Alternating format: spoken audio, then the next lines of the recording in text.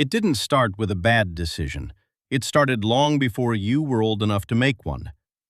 Before your first job. Before your first paycheck. Before you ever had to pay a bill or sign a lease or figure out what things actually cost. It started in the environment around you. The conversations you heard at the dinner table. The way the adults in your life talked about money. Or didn't talk about it at all. The silence that surrounded certain topics. The tension that appeared when numbers didn't add up. The phrases that got repeated so often they stopped sounding like opinions and started sounding like facts. Money doesn't grow on trees. We can't afford that. Rich people are just lucky. You work hard and you get by. Nobody handed you these ideas as a lesson. They arrived as atmosphere, as background noise, as the water you were already swimming in before you knew there was any other kind. And that's what makes them so difficult to see, because you didn't choose them. You absorbed them. There's a difference between a belief you examined and decided to hold and a belief that was installed in you before you had the tools to question it.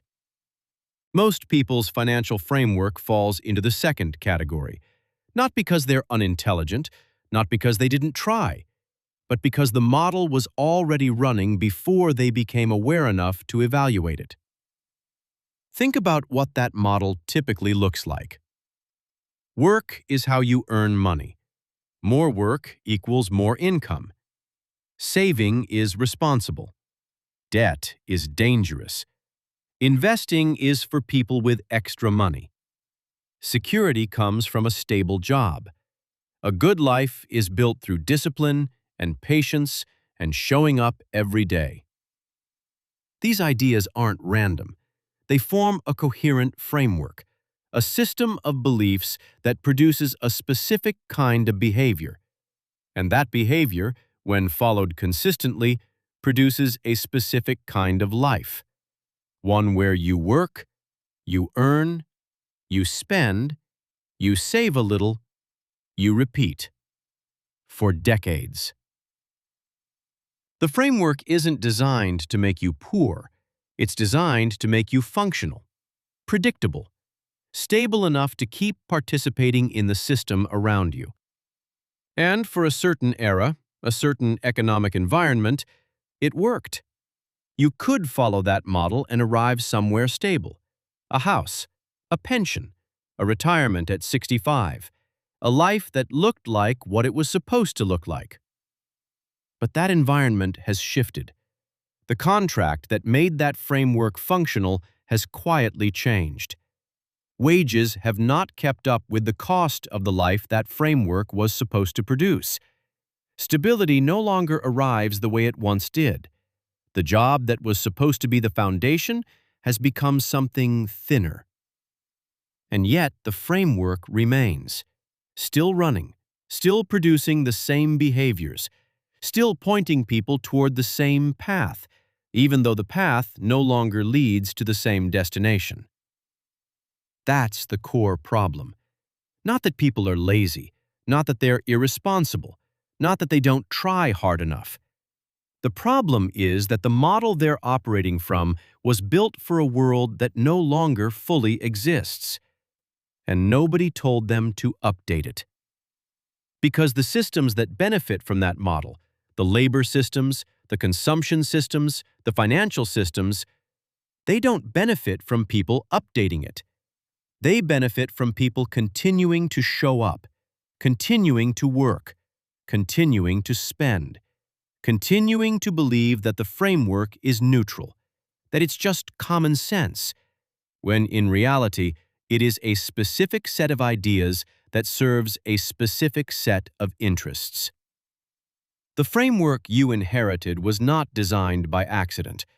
It was shaped over time by the environments, institutions, and economic structures that needed a certain kind of participant.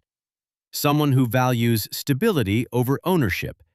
Someone who trades time for income without questioning the rate. Someone who sees their financial position as a reflection of their effort, rather than a reflection of the model they were handed. That last part is important, because as long as you believe your financial position is purely a product of how hard you work, you will keep adjusting your effort before you ever question your framework. You will work harder inside a model that was never designed to produce what you actually want. And the model will keep running, quietly, in the background, doing exactly what it was built to do. Most content talks at you. This one sits with you. If that difference stood out, if this felt real instead of loud, like the video, subscribe. This channel is built for people who notice patterns. There's an assumption most people carry without realizing it, that intelligence is the solution. That if you're smart enough, analytical enough, disciplined enough, you'll eventually figure your way out of whatever financial position you're in. That the people who have built real wealth, real freedom, real options, got there because they were sharper, better with numbers, more strategic, more capable. And if you just think harder, work smarter, make fewer mistakes, you'll close the gap. It's a clean idea. It's also not quite right. Because intelligence doesn't operate in a vacuum. It operates inside a framework. And a sharp mind running inside a broken framework doesn't produce freedom. It produces a very efficient version of the same cycle. Think about what high intelligence looks like inside the standard financial model. You get good grades. You get into a good school. You get a good job. You optimize your budget. You max your 401k. You research the best savings accounts. You read the right books. You make careful decisions. And you end up, after years of doing everything right, still trading your time for income, still dependent on an employer, still one layoff away from restructuring your entire life. Not because you weren't smart enough, because you were operating inside a framework that doesn't produce the outcome you were aiming for, no matter how well you execute within it.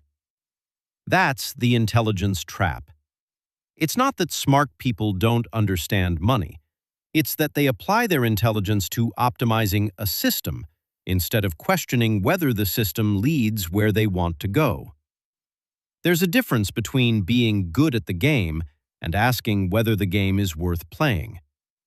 Most highly capable people never stop to ask the second question, because they've been rewarded their entire lives for being good at the game. School rewards execution. Work rewards execution. The financial system rewards execution up to a point. So you keep executing, you keep optimizing, you keep improving your performance inside the model you were handed, and the model keeps producing what it was built to produce, which is not freedom, which is not ownership, which is not leverage. It's a comfortable, well-managed version of dependency.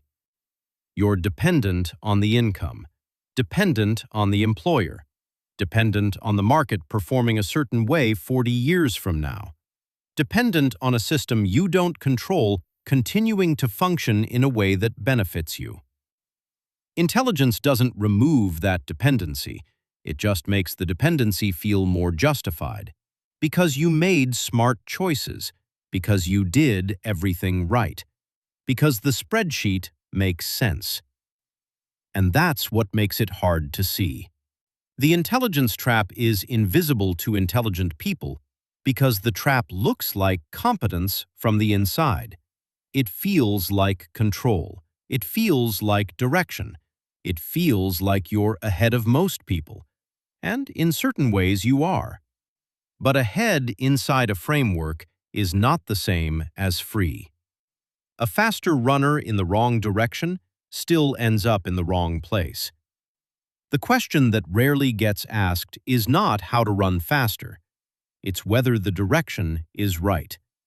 And asking that question requires something that intelligence alone doesn't provide. It requires the willingness to examine the model itself, not just optimize performance within it. That means looking at what you're actually building, not what your income looks like, not what your savings rate is, not what your credit score is, but what you own. What generates income without your time attached to it? What you control? What gets stronger while you sleep? Those are different questions than the ones the standard framework asks, and most intelligent people never reach them, not because they couldn't handle the answers, but because they were never pointed in that direction. They were pointed toward performance, toward achievement, toward executing the model better than everyone else. And they did, and the model gave them exactly what the model was designed to give: a life that looks successful from the outside, a position that still requires them to show up. The shift doesn't start with motivation. It doesn't start with a book or a quote or a moment of clarity that changes everything overnight. It starts with a quieter thing, a question. What am I actually building? Not what you're earning, not what you're saving, not what your life looks like from the outside, but what is actually accumulating, what is growing, what will still be there, still producing, if you stop showing up tomorrow. Most people have never seriously asked that question, not because they don't care, but because the framework they're operating from never pointed them toward it. The standard model measures income. It measures savings. It measures stability. It does not measure ownership. It does not measure leverage. It does not measure what you control versus what controls you. And that gap between what the model measures and what actually creates financial independence is where most people stay stuck. Not in poverty, not in failure, in a version of competent participation that never crosses into something different. The structural shift is about changing what you're building toward. It's not about earning more inside the same model. It's not about cutting expenses more aggressively inside the same model. It's about stepping back far enough to see the model clearly and then deciding, deliberately, what to build instead. What does that actually look like? It starts with the question of ownership versus income. Income requires your presence. Income is tied to your time. Income stops when you stop. Ownership is different. Ownership produces without your daily presence. Ownership compounds. Ownership creates leverage, the ability to generate more from a position than from effort alone. Most people spend their entire working lives building income and calling it wealth. They are not the same thing. Wealth is what remains and keeps producing when the effort stops. Income is what arrives while you're still working. The structural shift means orienting, even slowly, even partially, toward building things that fall into the second category. That might look different for different people. For some, it's assets that generate passive income. For others, it's systems, businesses, structures, positions that work without direct hourly input. For others, it's ownership stakes in things that grow independent of their personal output. The specific form matters less than the underlying principle. You are building something that doesn't require you to keep showing up to keep existing. The second part of the shift is changing what you measure, because what you measure shapes what you optimize. If you measure income, you optimize for income. If you measure savings rate, you optimize for savings rate. If you measure net worth passively accumulating in index funds, you optimize for slow, market-dependent growth. None of those are wrong, but none of them alone get you to a position of real structural freedom. Start measuring ownership. Start measuring what produces without you. Start measuring how dependent your financial position is on your continued presence, and work to reduce that dependency over time. Not all at once, not dramatically, structurally. Small moves in the right direction, sustained over time inside a better framework, compound differently than maximum effort inside a broken one. The third part is the slowest and the most important. It's patience with the process. Because the shift from labor-dependent income to ownership-based positioning is not fast. It is not a hack. It is not a shortcut. It is a slow reorientation of how you think, what you build, and where you place your energy over years. The people who've built real financial independence, real options, real freedom, didn't get there through urgency. They got there through consistency inside a framework that was actually pointed in the right direction. That's what this comes down to.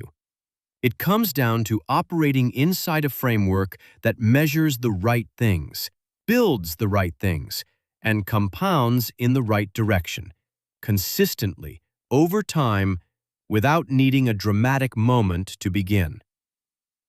The framework you inherited was given to you. This one you have to choose. If this shifted something for you, subscribe. Like this if it clarified something.